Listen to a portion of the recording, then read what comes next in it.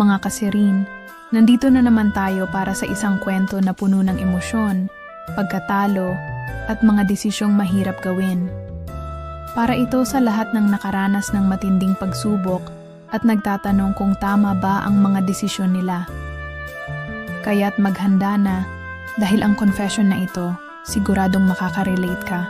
Si Chichay, isang simpleng misis ng OFW, ay namumuhay ng tahimik sa maliit nilang bahay kasama ang asawa niyang si Carlo, isang OFW na nagtatrabaho sa Dubai. Ang kanilang buhay ay puno ng pangarap, mga pangarap na gusto niyang matupad para sa kanilang pamilya, kahit na malayo ang asawa. Hindi man madalas magkita, alam ni Chichay na nagmamahalan sila at nagsusumikap siya sa pagiging ina sa kanilang mga anak. Pero may mga pagkakataon na nararamdaman niyang nagiging monotono ang kanyang buhay at tila nauurong ang mga pangarap na minsan ay naiisip niyang makakamtan lang kapag magkakasama na sila ni Carlo. Isang hapon, habang naglalakad siya sa mall, kasama ang kumare niyang si Marisa, inalok siya nito na magpamamassage. Chichay, mag-relax ka naman. Hindi ba't masarap magpamassage? Paminsan-minsan lang, para makalimot ka sa mga problema, sabi ni Marisa. Tinanggap naman ni Chichay ang alok nito ng walang alinlangan. Bihira na silang makapaglaan ng oras para sa sarili nila. Kaya't iniisip ni Chichay na ito na marahil ang pagkakataon para magpahinga. Pagdating nila sa isang massage parlor, hindi inasahan ni Chichay ang kapaligirang maghahatid sa kanya sa hindi inaasahang desisyon.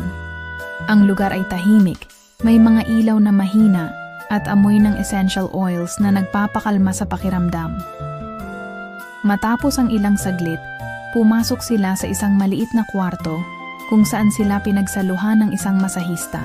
Ang pangalan ng lalaki ay Andrew, isang masahista na may mahinhing ngiti at mga mata na may malalim na lihim. Habang unti-unting inilalapat ni Andrew ang kanyang mga kamay sa katawan ni Chichay, napansin ni Chichay ang kakaibang init na nagsimulang kumalat sa kanyang katawan. Lakas ng kanyang hininga habang ang mga daliri ni Andrew ay dumadaloy sa kanyang likod. Dati-rati, hindi siya sanay sa ganitong klasing pag-aalaga. Ngunit sa mga sandaling iyon, tila napapasok siya sa isang mundo ng ginhawa at kaligayahan. Hindi na niya namalayan na ang mga galaw ni Andrew ay nagsisimula ng maging mas malapit at maligaya sa kanyang pakiramdam. Dahil sa pagod at stress ng mga nakaraang linggo, ang mga masahe ni Andrew ay tila naglalabas ng init na hindi niya kayang labanan. Habang patuloy siya sa pag-relax, nakaramdam siya ng kasiyahan na hindi niya matukoy. Pait ng mga tanong sa kanyang isipan. Bakit parang may ibang saya? Ngunit imbes na mag-isip ng malalim, nagpadala na lamang siya sa nararamdaman, sa mga palad na humahaplos sa kanyang katawan. Matapos ang session, tumingin si Andrew sa kanya at nagtanong, "Gusto mo pa bang magpatuloy sa ibang serbisyo?" May halong kalituhan at hiya si Chichay, ngunit may bahagi sa kanya na hindi kayang tumanggi.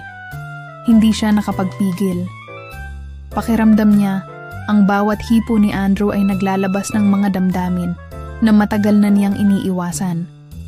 Minsan, hindi mo kontrolado ang sarili, lalo na kapag ang katawan at isip ay naguguluhan sa paghahanap ng kagalakan.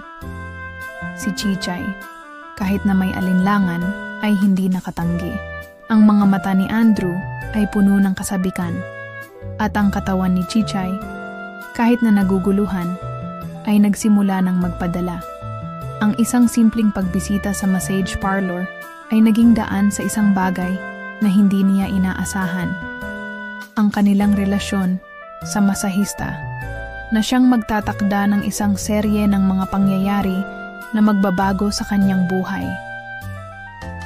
Ang init sa kanyang katawan, ang mga tanong sa kanyang isipan, at ang hindi maipaliwanag na kaligayahan na dulot ng mga sandaling iyon, lahat ng Ito ay isang confession na wala pa siyang lakas na ipahayag.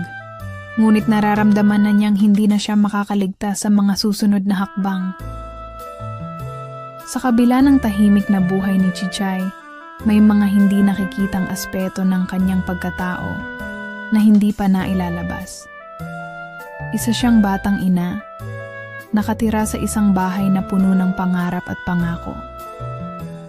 Sa bawat araw, pinipilit niyang maging masaya at kontento, ngunit sa mga mata ng iba, siya ay isang simpleng misis na nakatuon lamang sa pagpapalaki ng mga anak at pangangalaga sa bahay.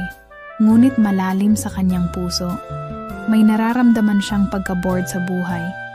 Isang pagsisisi na hindi siya makapaglingkod ng husto sa sarili niyang mga pangarap dahil sa pagiging misis ng isang OFW. Tila ba naiiwan siya sa isang mundong hindi niya kayang baguhin, habang ang asawa niyang si Carlo ay patuloy sa kanyang pag-aalaga sa ibang pamilya malayo sa kanya. Tuwing nag-uusap sila ni Carlo, palaging magaan ang usapan. Texts, tawag, mga salitang magiliw at puno ng pagmamahal, ngunit malalim sa kanya. May mga pagkakataon na nararamdaman niyang malayo pa rin siya sa asawa, hindi lang sa distansya, kundi sa hindi pagkakaroon ng tunay na koneksyon sa bawat isa. Si Carlo, bilang isang OFW, ay may responsibilidad na magtrabaho para sa kanilang pamilya. Ngunit si Chichay, bilang misis, ay natutunan ng tanggapin na ang buhay nila ay magiging ganito, palaging may puwang sa pagitan nila. Dahil sa limitadong komunikasyon, nakaramdam si Chichay ng pagka-bored at kahungkagan. Ang mga bagay na hindi niya naranasan, ang makaramdam ng pagmamahal at atensyon na madalas iniiwasan ng kanyang asawa dahil sa dami ng trabaho, ay nagsimulang magdulot sa kanya ng kalungkutan. Madalas, nakatambay siya sa bahay kasama ang mga anak at nararamdaman niyang tumatagal ang mga araw ng walang bago. Hanggang isang araw, nagpasya siyang lumabas kasama ang kumarin niyang si Marisa, isang misis din ng OFW na may parehong karanasan. Palagi silang nagkakasama sa mga kwentuhan, pareho nilang pinagdadaanan ang pagiging malayo sa mga asawa, at kadalasan, magkasama silang naghahanap ng mga simpleng kasiyahan. Isang gabi, habang naglalakad sila ni Marisa sa mall, napansin ni Chichay ang alok ng kumare na magpamamassage. Chichay, kailangan mo yan. Minsan, maganda ring makapagpahinga sa mga nararamdaman natin. Mag-relax tayo, sabi ni Marisa na parang nagmamadali. Hindi siya nag-atubili. Hindi niya alam kung bakit, ngunit parang may parte sa kanya na nag-aasam ng kahit anong bagong karanasan. Isang bagay na magpaparamdam sa kanya ng buhay, ng kasiyahan, na hindi pa niya naranasan sa matagal na panahon. Tumango siya at sumama kay Marisa. Nang makarating sila sa massage parlor, ang kapaligiran ay may malalim na katahimikan at amoy ng mga essential oils na pumapawi sa mga pagod na kalamnan. Nasa isang maliit na kwarto silang dalawa, at sa kabila ng pag-aakalang magpapahinga lang sila, hindi nila alam na dito magbabago ang lahat. Dumating ang masahista na si Andrew, na may mahinhing ngiti at mga mata na tila puno ng lihim. Naramdaman agad ni Chichay ang kakaibang aura ni Andrew.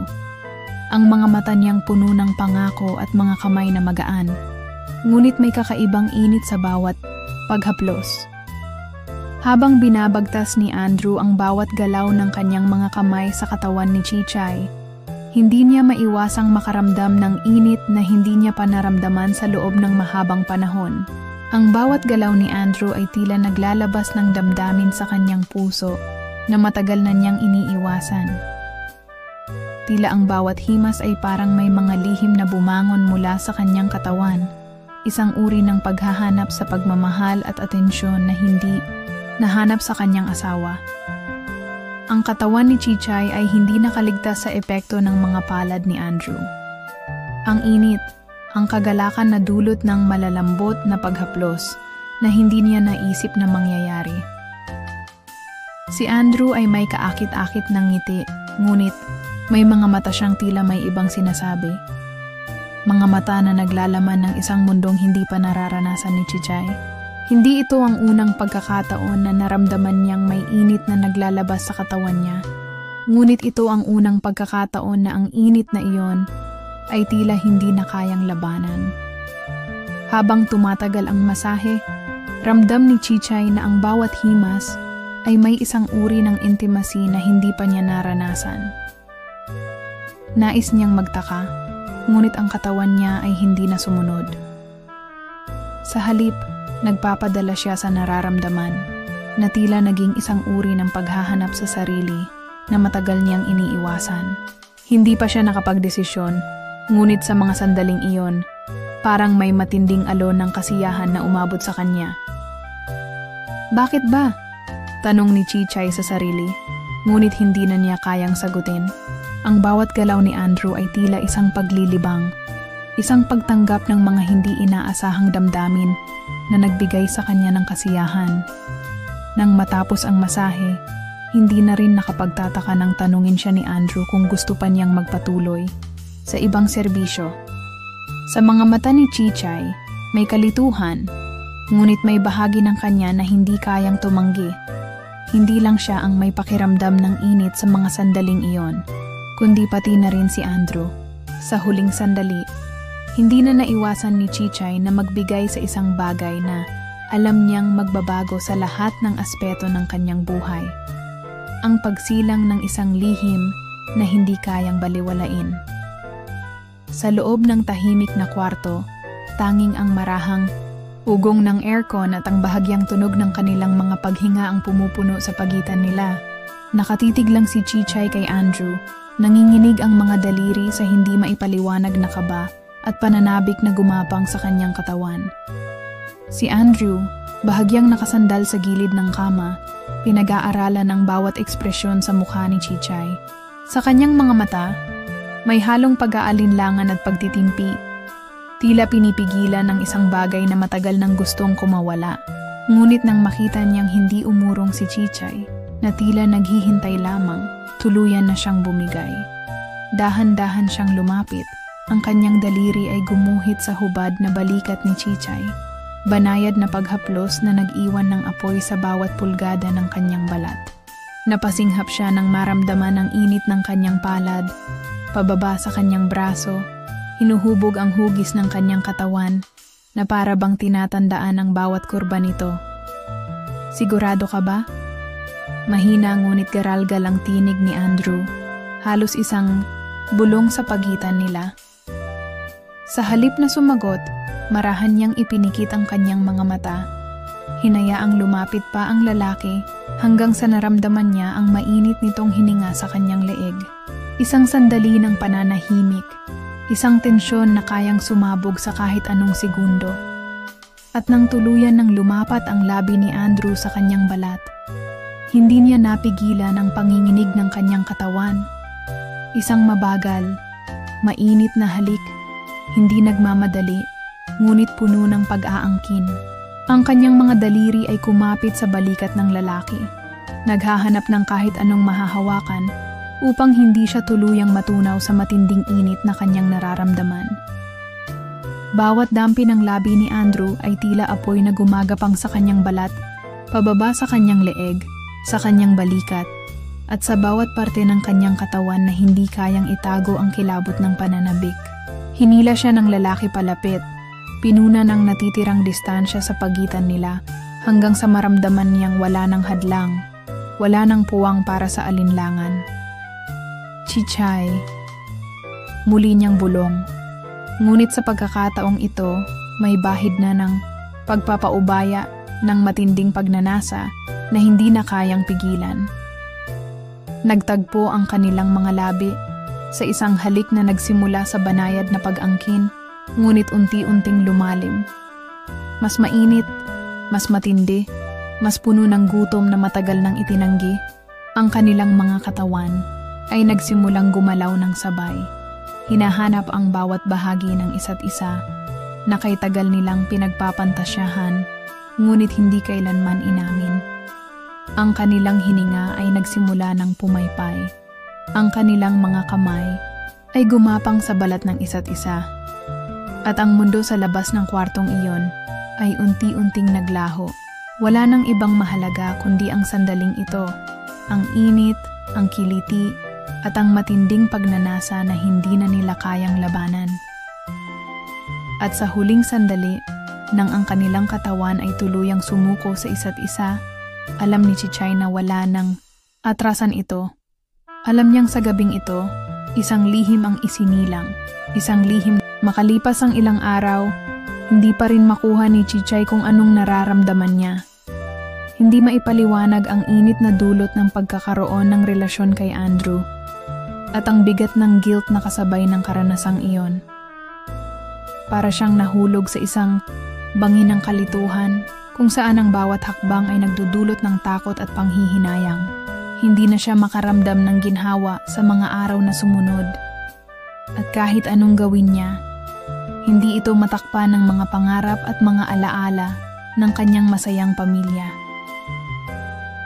Ang init na dulot ng mga kamay ni Andrew sa kanyang katawan ay patuloy na sumasagi sa kanyang isipan, lalo na ang gabing lumampas sila sa hangganan.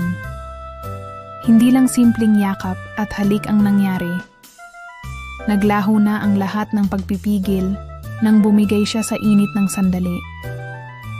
Hindi lang pisikal na relasyon, kundi pati sa isang paraan na hindi niya naisip na magagawa niya. Video sex. Dapat ay hindi siya pumayag. Dapat ay may limitasyon. Ngunit nang marinig niya ang boses ni Andrew sa kabilang linya, nang makita ang titig nito sa screen habang kapwa sila hubad sa kanilang mga lihim na mundo, tila wala nang bumabalakid sa kanya. Ang kanyang pangungulila, ang kanyang pagkasabik, sa atensyon ang kanyang pangangailangan, lahat ay bumalot sa kanya sa gabing iyon. At ngayon, ilang araw matapos ang nangyari, hindi niya mapigil ang panginginig tuwing maalala niya kung paano niya binigay ang sarili niya sa isang paraan na hindi na mababawi pa. Isang linggo pagkatapos ng insidente, habang siya ay naglalakad sa paligid ng bahay, nakatanggap siya ng tawag mula kay Carlo. Hindi na ito bago kay Chichay at kadalasan, mga simpleng usapan lang ang nangyayari. Ngunit ngayon, may kakaibang pakiramdam na nag-uumalpas sa kanya. Nag-video call si Carlo at kitang-kita sa mga mata ng asawa ang kanyang kabuntot na kalungkutan. "Kamusta ka na, Chichay?" "Miss na kita," ang sagot ni Carlo habang pinapanood siya mula sa kabila ng screen. Lihim na pinipilit ni Chichay na maging masaya sa mga pag-uusap nila, ngunit hindi niya kayang itago ang pagkalungkot sa kanyang mga mata. Nagtanong si Carlo tungkol sa kalagayan ni Chichay sa mga nagdaang araw. "Bakit parang hindi ka masyadong masaya? Anong nangyayari sa'yo?" Parang may malalim na iniisip, ang tanong ni Carlo. Hindi niya alam, pero may pakiramdam si Chichay na nahahalata siya ng asawa. Ang mga salitang ito ay nagpasiko ng mga alaala ng karanasan na hindi niya kayang iwasan. Walang ibang tao na nakakaalam ng nangyari. Si Andrew lang, at siya, at kahit si Marisa, na ang pagkakaalam ni Chichay ay hindi pwedeng magsabi ng kahit anong bagay. Pero ang asawa, si Carlo, wala siyang magagawa kundi magsinungaling sa kanya. Hindi niya kayang harapin si Carlo at sabihin ang katotohanan. Hindi niya kayang itapon ang mga pangarap nila, ang pinaghirapan nilang buhay. Ngunit ang bigat na nararamdaman niya sa dibdib ay patuloy na nagsisiksik. Tulad ng mga init na naramdaman niya mula kay Andrew, ang mga hinanakit, ang pagkakapagod na dulot ng kalungkutan, at ang lihim na patuloy na namumuo sa kanyang puso. Nakakamiss din pala yung mga simpleng bagay, ang nasabi ni Chichay kay Carlo. "Parang hindi ko na alam kung anong nangyayari sa buhay ko dito. Alam mo ba yun?"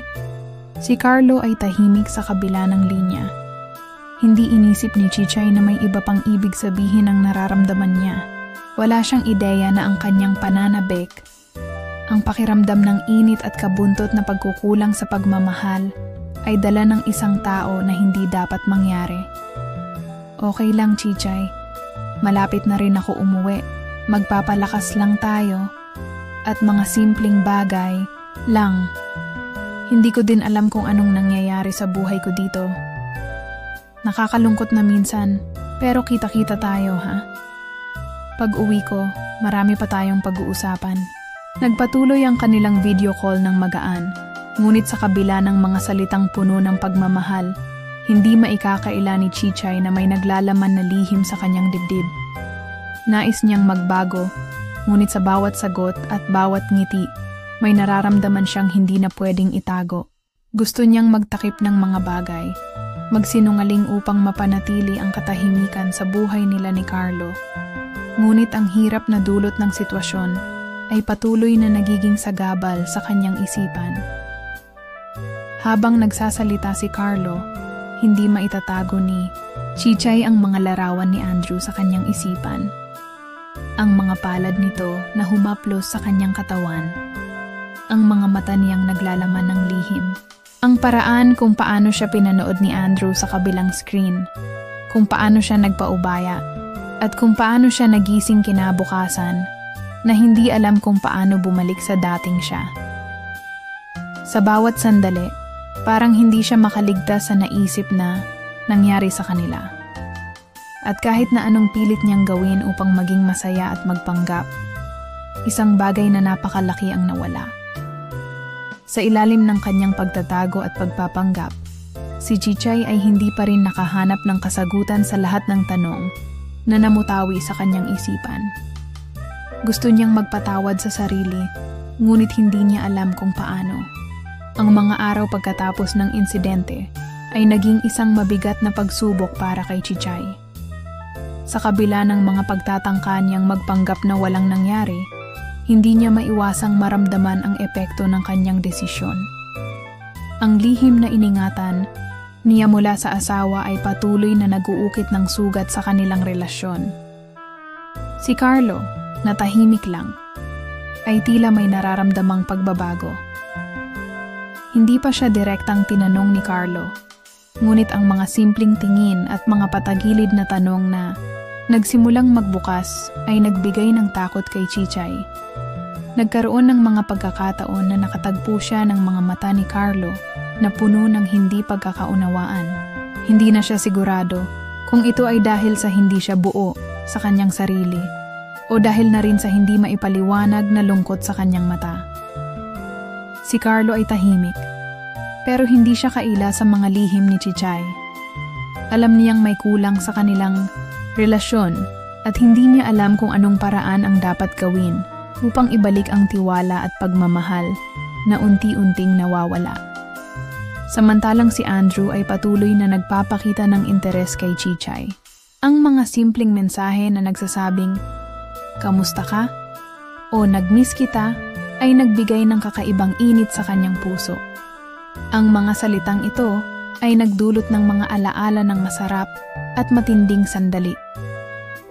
Ang mga kamay ni Andrew ay patuloy na naglalakbay sa kanyang isipan. At ang init na dulot nito ay hindi madaling mawala.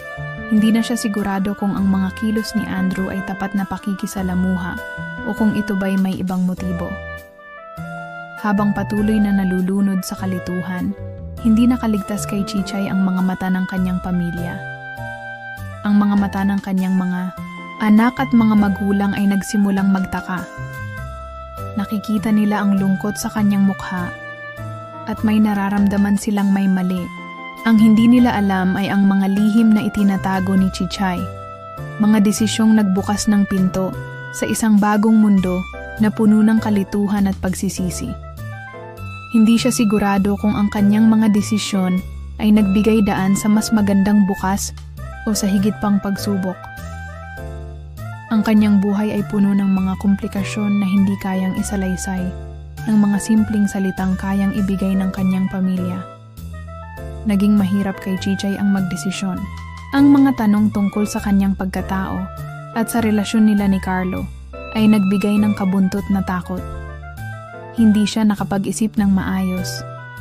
Bawat araw na lumilipas ay nagsisilbing paalala ng mga pagkatalo, mga pagkakataon na hindi niya nakuha, at mga bagay na hindi na niya kayang bawiin. Dati-rati, ang mga pangarap niya ay simple lamang. Ang makapag-ipon para sa kinabukasan ng kanyang pamilya, maglaan ng oras para sa mga anak, at maghintay sa asawa na makauwi. Pero ngayon, ang mga simpleng pangarap ay naging malabo at puno ng kalituhan. Ang mga desisyon ni Chichay ay nagbukas ng pintuan sa isang serye ng mga tanong na siya lamang ang makakasagot. Gusto niyang takpan ang lahat ng nangyari, ngunit hindi ito madali. Si Andrew ay patuloy na naroroon, nag-aalok ng mga bagay na hindi niya kayang tanggihan. At si Carlo, na malayo, ay patuloy na umaasa na babalik ang masaya nilang relasyon. Sa kabila ng lahat ng ito, si Chichay ay hindi alam kung paano niya matutulungan ang sarili. Ang mga pasya na nagdulot ng kasiyahan sa isang sandali ay nagbigay ng mabigat na pasanin na hindi niya kayang ilihim. Mag-isa si Chichay sa kanyang kwarto. Ang ilaw ng lamp na nasa tabi ng kama ay nagpapalabas ng mahihinang anino sa dingding. Ang bawat tunog ng mga sipol ng hangin mula sa labas ay tila nagsisilibing paalala sa kanya ng bigat ng mga desisyon na kanyang ginawa. Isang malalim na buntong hininga ang lumabas sa kanyang mga labi. Ang katawan ay parang nauubos na ng pagod, ngunit ang kanyang isipan ay hindi tumitigil sa pag-ikot. Habang nakaupo sa gilid ng kama, ang mga mata ni Chichay ay naglalakbay sa mga pader ng kwarto. Isang kwarto na puno ng alaala ng masayang pamilya. Ang kanyang mga anak, ang asawa niyang si Carlo, ang mga simpleng pangarap na naging gabay sa kanya. Ngunit ngayon, parang lahat ng iyon ay may kalabuan. Puno ng tanong. Puno ng mga alalahanin. Si Carlo ba? Paano na siya? Ang bulong ni Chichay sa sarili. Sa bawat araw na lumilipas na wala siyang ibang kasama, kundi ang sarili, naiisip niya ang asawa na malayo at nagtatrabaho sa ibang bansa. Laging may mga mensahe, tawag, at video calls, pero malayo pa rin ang pakiramdam. Hindi niya na nararamdaman ang init ng katawan ni Carlo sa tabi niya. Hindi niya nararamdaman ang mga yakap at halik na dati ay nagiging tulay para magpatuloy ang kanilang pagsasama. Pero si Andrew, siya ay nagbibigay ng pansin na matagal ko nang hinahanap. Patuloy ni Chichay sa kanyang pagmumuni. Si Andrew, ang masahista na naging daan sa kanyang kalituhan. Hindi na siya sigurado kung ito ba'y isang simpleng atraksyon o isang pagpapakita ng pagkabigo na hindi niya kayang kilalanin. Ang mga mata ni Andrew, ang kanyang mga kamay na magaan, ngunit matindi ang sensasyon. Ang kanyang mga salitang nakakaramdam ng alaga at pagpapahalaga. Ang mga gabing ito ay tila nagbigay ng init na matagal niyang na-miss. Hindi niya alam kung tama ba siya sa paghayaan ng kanyang sarili na mapunta sa ganitong sitwasyon. Sa mga sandaling ito, nagsimula ng mag-isip si Chichay ng mas malalim. Hindi na siya basta-basta makontento sa mga sagot na ibinibigay ng iba. Parang kailangan niyang alamin ang kanyang tunay na nararamdaman, kung ano ba ang bumabalot sa kanyang puso. Hindi na siya pwedeng magpanggap na lahat ay okay lang. Gusto niyang hanapin ang dahilan ng kanyang mga aksyon, kung bakit siya nagdesisyon na magbigay ng sarili sa isang tao na hindi naman niya asawa. Alam niyang hindi makatarungan ang ginawa niya, ngunit siya lang ang makakapagbigay ng kasagutan sa mga tanong na patuloy na bumabalot sa kanyang isipan. Bawat kislap ng alaala kay Andrew ay may kasamang guilt. Hindi niya alam kung paano haharapin ang lahat ng ito. Hindi ba't siya ang may responsibilidad sa mga desisyon niya? Ang pagiging misis ng OFW ay isang papel na may kasamang mga sakripisyo. Ngunit ang mga sakripisyong ito ay hindi nararamdaman ni Carlo, hindi rin ng mga tao sa paligid niya. Ang paghahanap ng pansin mula sa ibang tao ay tila isang pagnanasa na hindi siya makontrol. Pero ang tanong, kung siya ay magsisi, sapat ba iyon upang ibalik ang lahat sa dati? Alam niyang may hangganan, ang lahat. Hindi pwedeng magpakadalawa. Hindi pwedeng laging magtago sa likod ng mga ilusyon ng init at pansin. Si Chichay ay may mga pangarap na dati ay malayo pero ngayon ay may malapit na kahulugan. Pero isang bagay ang sigurado, kailangan niyang bumangon. Kailangan niyang pag-isipan ang mga susunod na hakbang sa buhay niya at iyon ay magsimula sa pagtanggap sa kanyang mga pagkakamali. Hindi pwedeng maging masaya na lang sa mga pagkatalo, sabi ni Chichay. Ang boses ay puno ng lakas, ngunit may kasamang takot. May pagkakataon na kailangan niyang magpatuloy. Kahit na mahirap, kahit na puno ng mga tanong at duda, hindi siya pwedeng maging alipin ng kanyang nakaraan, kundi kailangan niyang hanapin ang daan patungo sa mas magaan na bukas. Ngunit sa kabila ng lahat ng ito, hindi niya kayang iwaksi ang pakiramdam ng pagkabigo sa sarili. Wala nang ibang makakausap, si Chichay kundi ang kanyang sarili, at ang mga saloobin niyang nakatago sa ilalim. Matapos ang mga linggong puno ng kalituhan, nagdesisyon si Chichay na lumapit sa isang tao na malapit sa kanyang puso, si Marisa. Ang kumare na naging gabay sa kanya sa mga mahihirap na pagkakataon ng buhay. Laging nandyan si Marisa, hindi kailanman naghusga, kundi nakikinig. Sa isang tahimik na hapon, nagkita sila sa isang kapehan. Ang lugar ay puno ng mga tao, ngunit sa loob ng maliit na kanto kung saan sila nagkita, tila sila lang dalawa sa mundo. Ang mga mata ni Chichay ay puno ng kalungkutan, at ang kanyang mga kamay ay parang walang lakas na humawak sa tasa ng kape. Si Marisa, na may isang ngiti na palaging nagbibigay ng saya, ay tahimik lang na nakatingin kay Chichay. Alam na niya kung anong nangyayari. Anong nangyari, Chichay? Tanong ni Marisa nang hindi pa nagsasalita si Chichay. Alam kong may bigat kang dinadala. Hindi makatingin si Chichay sa mata ng kanyang kaibigan. Ang mga saloobin na matagal nang pinipigilan ay nag-uumapaw. Isang malalim na buntong hininga ang lumabas sa kanyang labi bago nagsimula magpaliwanag. Marisa, hindi ko alam kung anong nangyari. Ang pakiramdam ko, parang nabuhay ako sa isang kasinungalingan. At ngayon, parang hindi ko na kayang baguhin ang mga desisyon ko. Habang nagsasalita si Chichay, naramdaman niyang umaagos ang mga luha mula sa kanyang mga mata. Hindi ito dahil sa galit o takot, kundi dahil sa isang pagkilala sa kanyang mga pagkakamali, isang tawag ng puso na hindi na kayang itago pa. Nagpatuloy siya sa pagsasalita. Ang lahat ng ito, Marisa, hindi ko na alam kung tama ba. Pero si Andrew, siya ang nagbibigay sa akin ng pansin na matagal ko nang hinahanap. Si Carlo. Wala siya sa tabi ko. Naramdaman ko ang pangungulila. Kaya ko naisip na maghanap ng pansin mula kay Andrew. Tahimik lang si Marisa habang nakikinig. Hindi siya mabilis. Nagbigay ng opinyon, kundi inintindi ang bawat salita ni Chichay. Matapos ang ilang sandali, ngumiti siya at dahan-dahang nagsalita. Chichay, ang buhay ay puno ng pagkatalo at pagbangon. Hindi mo kailangan takasan ang mga desisyon mo. Kailangan mo lang tanggapin at pag-aralan. Kung ang gusto mo ay lumigaya, magtulungan tayo. Ang mga salitang ito ni Marisa ay tumago sa puso ni Chichay.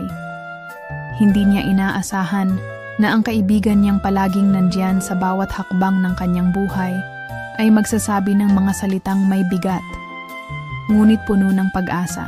Pero paano kung hindi ko na kayang itama? Kung nasaktan ko na sila, Marisa? Tanong ni Chichay.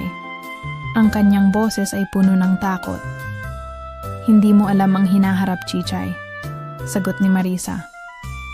Pero alam kong kaya mong magbago. Ang unang hakbang ay ang pagharap sa iyong mga pagkakamali, hindi para takasan ang mga ito, kundi para matutunan mo kung paano mo sila kayang baguhin. Nagtagal ang ilang sandali ng katahimikan habang pinaproseso ni Chichay ang mga sinabi ni Marisa. Napansin niyang sa kabila ng lahat ng nangyari, may isang bagay na muling nagbigay liwanag sa kanyang isipan. Ang pagpapatawad sa sarili. "Salamat, Marisa," ang mahinang salita ni Chichay. "Alam ko na hindi ko kayang baguhin ang nakaraan, pero sisikapin kong itama ang mga pagkakamali ko. Kailangan ko munang harapin ang lahat ng ito at sana magawa kong magbago." Habang nagsasalita, ang mga mata ni Chichay ay nag-uumapaw ng emosyon. Hindi lang ito tungkol sa paghahanap ng kasiyahan mula sa ibang tao, kundi sa pag-amin ng mga pagkatalo at paghahanap ng lakas upang magpatuloy. Ngayon, ang unang hakbang ay ang pagbabalik loob sa kanyang sarili, at ang pangalawa ay ang paghaharap sa mga taong nasaktan niya. Sa bawat salita na lumabas mula sa bibig ni Marisa, si Chichay ay natututo ng mga aral na magdadala sa kanya sa landas ng pagkatuto at pagbabago. At sa huli, nagdesisyon siyang magpatuloy, hindi lang para sa kanyang sarili, kundi para sa mga taong mahal niya. Hindi na siya tatakbo sa mga takot at pagkakamali. Ang tanging hakbang niya ngayon ay ang harapin ang mga ito at magsimula muli. Habang tumatagal, ang pakiramdam ni Chichay ay tila isang bagyong rumaragasa sa kanyang dibdib. Nagbabalik tanaw siya sa mga araw na tila lahat ay maayos, sa mga simpleng araw ng kasal nila ni Carlo, at sa mga huling linggo ng katahimikan sa kanilang relasyon. Nagsimulang magbago ang kanyang pananaw. Hindi siya pwedeng magtago pa sa mga nararamdaman niya, at sa wakas, napagdesisyonan niyang makipag-usap ng tapat kay Carlo. Sa isang malamlam na gabi, nagkaroon sila ng pagkakataon na mag-video call. Nasa Dubai pa si Carlo at ramdam ni Chichay ang distansya, hindi lang pisikal kundi pati na rin sa kanilang relasyon. Hindi na ito tulad ng dati na ang bawat tawag ay puno ng saya at kwento. Ngayon, ang pagitan nila ay mas mahirap.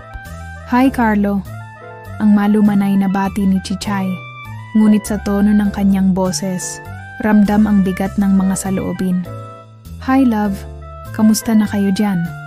tanong ni Carlo na may malungkot na ngiti sa kanyang mukha. Alam niyang may kakaiba sa tono ni Chichay, hindi tulad ng dati na ang mga tawag nila ay puno ng kwento at tawa.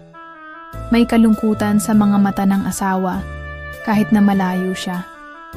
Si Chichay, nang hindi na kayang pigilan, ay nagsimulang magsalita. "Carlo, may mga bagay akong kailangang sabihin sa'yo at hindi ko na kayang itago pa."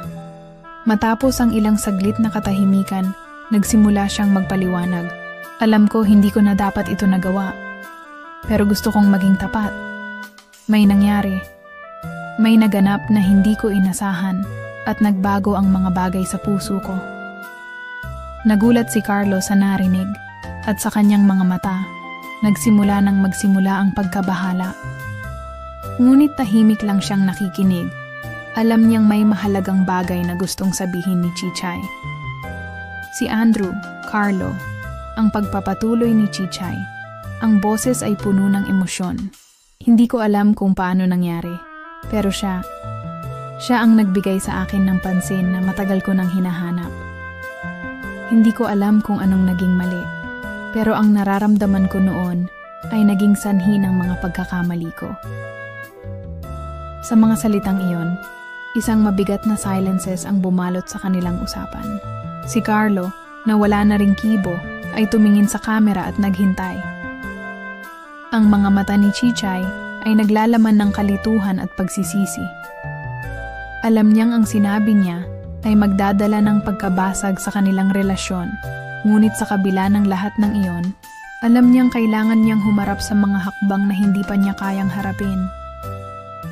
"Chichay, hindi ko alam kung paano kita matutulungan, pero ang tanging alam ko lang," ang boses ni Carlo ay malambot, "ay kailangan kong malaman kung anong nangyari At kung may pag-asa pa ba tayong magpatuloy? Naguluhan si Chichay sa mga salitang iyon. Naramdaman niyang parang tinatawag siya ng kanyang konsensya, ngunit sa kabila ng lahat ng nararamdaman niyang pangungulila, alam niyang may kailangan siyang pagdaanan na hindi pwedeng iwasan. Carlo, hindi ko alam kung paano magpatawad ang sarili ko. Ang sagot ni Chichay. Hindi ko alam kung magagawa ko pa. Ang mga salitang iyon ay tumagos sa kanyang puso. At sa mga sandaling iyon, natutunan niyang mahalin ang sarili upang matutunan niyang magpatawad at tanggapin ang kanyang mga pagkakamali. Si Carlo, bagaman may takot sa kanyang puso, ay umiling. Hindi ko rin alam kung anong mangyayari sa atin, Chichay. Ngunit ang mahalaga, magkausap tayo. Ang tanging gusto ko ay makita kang masaya at buo muli. Kung gusto mong magbago, tutulungan kita. At sa kabila ng lahat ng emosyon at tensyon, isang mahaba at malalim na hininga ang lumabas mula kay Chichay. Sa mga salitang iyon, alam niyang kahit gaano man kasakit ang proseso ng pagpapatawad at pagbabago, ito ay magsisimula lamang sa pagiging tapat sa sarili at sa tao na mahal niya. Ang kanilang usapan ay hindi nagwakas sa solusyon. Ngunit ito ay nagsimula ng isang bagong landas, isang landas na puno ng pagsubok. Matapos ang lahat ng nangyari, si Chichay ay natutong magpatawad, hindi lang kay Carlo, kundi pati na rin sa sarili. Ang mga araw ng pag-aalinlangan at kalituhan ay nagsimula ng magbago. Ang kanyang mga mata, na dati ay puno ng luha at panghihinayang, ay unti-unting nagkaroon ng pag-asa. Hindi niya alam kung paano siya nakaligtas sa mga pagsubok, ngunit natutunan niyang magpatuloy at tanggapin ang lahat ng nangyari. Isang araw, habang naglalakad siya sa hardin ng kanilang bahay, nakaramdam siya ng kakaibang katahimikan. Ang mga halaman na dati ay parang hindi na kayang buhayin ng kanyang mga saloobin, ngayon ay mas buhay at mas maligaya. Parang ang bawat hakbang niya ay nagiging mas magaan. Natutunan niyang huwag pilitin ang mga bagay at tanggapin kung anong nangyari. Nagkaroon siya ng pagkakataon na mag-usap muli kay Carlo. At sa mga sandaling iyon, hindi na ang mga salitang puno ng puot at pagkabigo ang bumangon sa kanilang mga labi. Sa halip, nagsimula silang mag-usap ng may pag-unawa. Carlo, hindi ko alam kung paano ko ito sisimulan. Ang wika ni Chichay habang nag-uusap sila sa telepono. Pero nais ko sanang magsimula muli. Hindi ko na kayang itago pa ang sakit, pero ang tanging nais ko ay maghilom tayo. Sa kabilang linya, narinig niya ang isang malalim na hininga. Si Carlo ay hindi na nagmamadali, bagkus ay naglaan ng oras upang pakinggan ang nararamdaman ni Chichay. Chichay, naiintindihan ko ang nararamdaman mo. Hindi ko rin kayang magpatawad agad, pero alam ko, gusto ko sanang magsimula tayo muli. Kung hindi man sa paraang inaasahan natin, sigurado akong makakayanan natin. Ang mga salitang iyon ay nagsilbing tulay para kay Chichay upang mapagtanto na ang buhay ay hindi laging perpekto.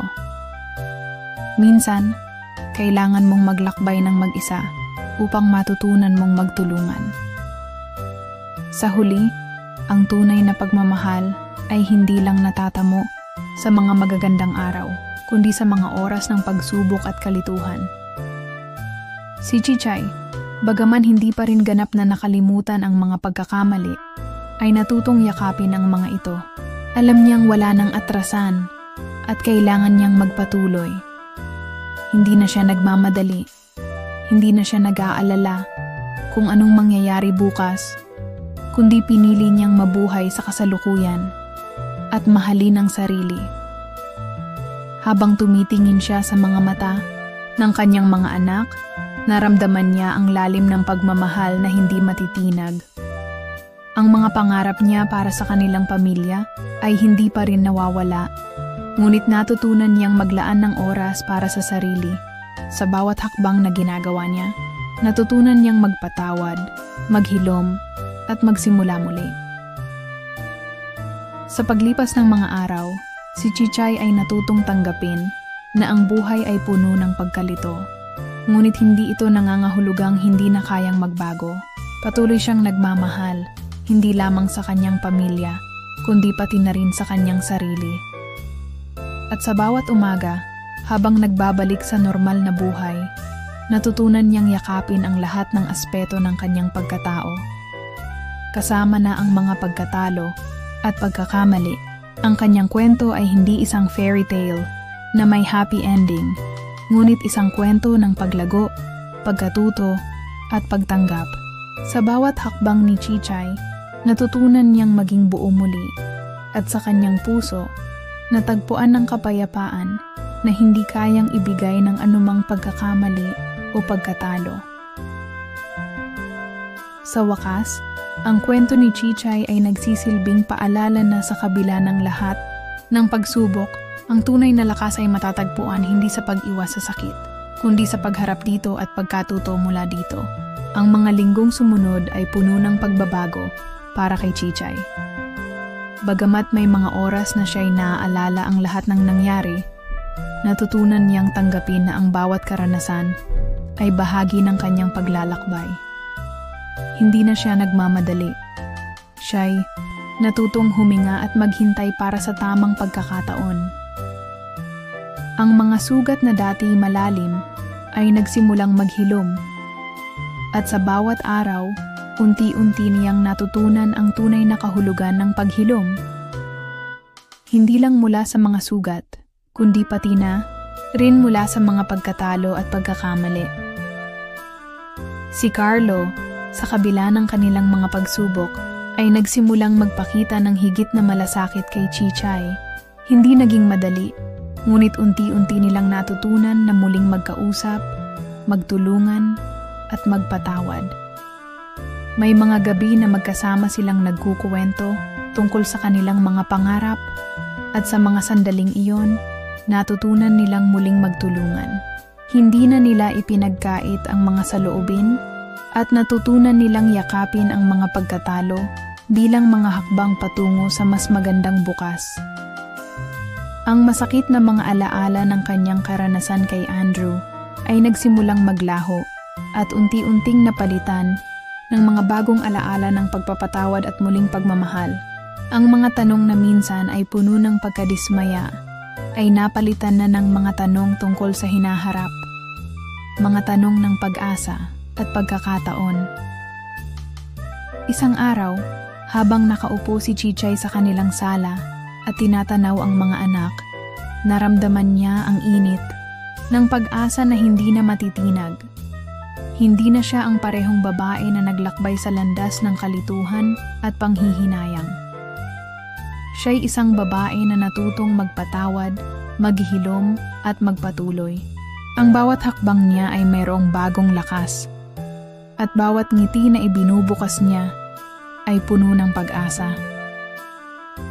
Si Marisa, ang kaibigan na naging sandigan ni Chichay sa mga panahong iyon, ay nagsilbing gabay sa kanya sa mga oras ng pangangailangan. Hindi lamang siya naging kaibigan, kundi isang guro na nagturo sa kanya kung paano magpatawad at magsimulang muli. Alam mo, Chichay, minsan lang talaga natin natutunan na ang pinakamahalaga sa buhay ay hindi ang mga pagkatalo, kundi ang kakayahan nating bumangon mula rito. Sabi ni Marisa isang araw habang nagkakape sila. Sana'y magpatuloy kang maging maligaya, at sana'y hindi mo makalimutan na ang pagmamahal sa sarili ay hindi isang kahinaan, kundi isang lakas. Sa mga salita ni Marisa, nagkaroon si Chichay ng isang bagong pananaw sa buhay. Hindi na siya natatakot magtakda ng mga hangganan, at natutunan niyang huwag kalimutan ang kanyang sariling halaga. Alam niyang ang kaligayahan ay nagsisimula sa pagpapatawad at sa pagkakaroon ng lakas upang tumayo muli, kahit na matapos ang pinakamadilim na panahon. Ang pamilya ni Chichay kahit na may mga tanong at pangarap pa ring hindi natutupad, ay nagsimulang magsanipuwersa upang bumuo ng isang mas matibay na ugnayan. Alam nilang hindi perpekto ang lahat, ngunit natutunan nilang yakapin ang mga pagkukulang bilang bahagi ng kanilang kwento. Sa mga sumunod na buwan, si Chichay ay nagsimula ng bagong yugto sa kanyang buhay. Bagamat hindi pa siya ganap na nakakalimot sa mga nangyari, natutunan niyang huwag hayaang hadlangan siya ng nakaraan. Ang bawat araw ay nagsilbing pagkakataon na magsimula muli. At si Chichay ay hindi natatakot maglakbay sa mga susunod pang mga hakbang. Sa pagtatapos ng kwento ni Chichay, nagsisilbing paalala ang kanyang karanasan na ang buhay ay hindi laging makakamtan ayon sa plano. Ngunit sa kabila ng lahat ng pagsubok at kalituhan, natutunan niyang ang tunay na lakas ay hindi sa pag-iwas sa sakit, kundi sa pagharap dito at pagtanggap sa bawat bahagi ng kanyang pagkatao, maging ang mga pagkatalo at mga pagkakamali. At sa wakas, natutunan niyang sa bawat dulo ng isang kwento, mayroong bagong simula.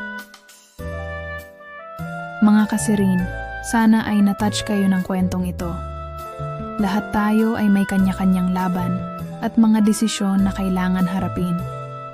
Huwag kalimutan, sa bawat pagkatalo, may pagkakataon pa para magbago at magsimula muli. Salamat sa pakikinig at huwag kalimutan na mag-subscribe para sa mas marami pang kwento. Hanggang sa muli, stay strong at take care.